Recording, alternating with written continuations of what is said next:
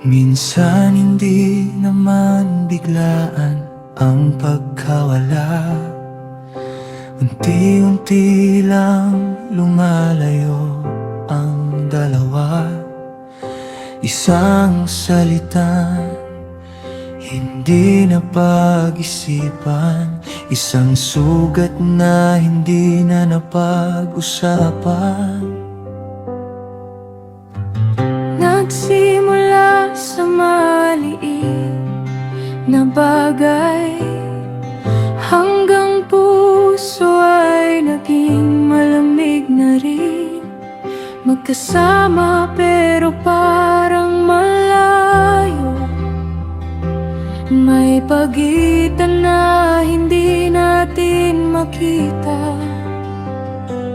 Pero bago natin bitawan, bago tayo tuluyang lumayo, may paraan pa upang ibalik ang nawala sa ating dalawa. Ayusin natin muli kung may lamat ang ating puso. Mag-usap tayo ng totoo, makinig tayo sa isa't isa. Hindi tayo magkalaban, hindi tayo maghahanap ng panalo. Kung ang Diyos ang nasa gitna, may pag-asa ang ating pangako.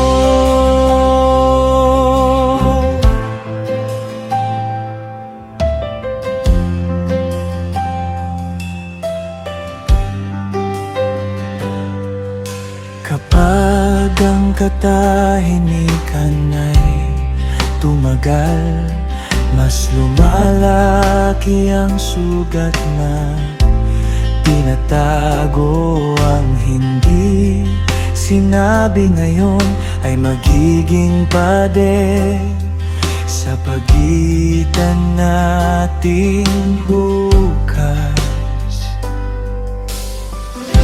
Hindi lahat ng problema ay dahilan para sumuko na.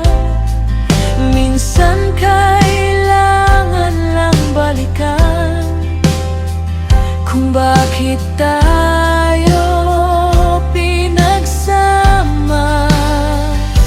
Turuan mo kaming magpatawad kahit mahirap minsan gawin. Turuan mo kaming magmahal muli, hindi lang sa salita kundi sa gawa.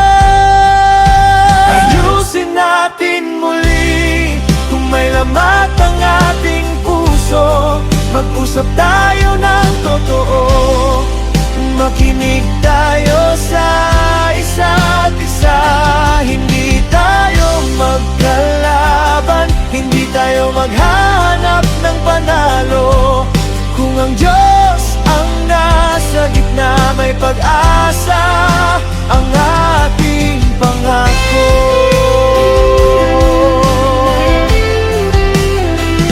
Kung may luha sa pagitan natin, kung may sakit na naiwan,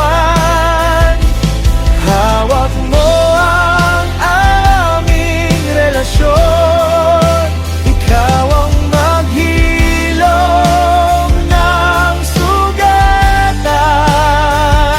Bigyan mo kami ng bagong simula, ng pusong handang magbago. Dahil ang pag-ibig na mula sa iyo ay marunong manatili at magpatawad.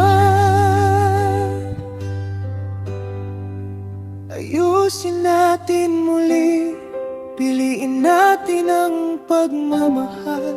Araw-araw na desisyon na ingatan ang ating pagsasama. Hindi man perpekto ang lahat, hindi man madali ang daan. Kapag Diyos ang mas matatag ang tahanan. Ayusin natin muli kung may lamat ang ating puso. Mag-usap tayo ng totoo, makinig tayo sa isa't isa. Hindi tayo magkalaban, hindi tayo maghahanap ng panalo. Kung ang Diyos ang nasa gitna, may pag-asa ang ating pangako.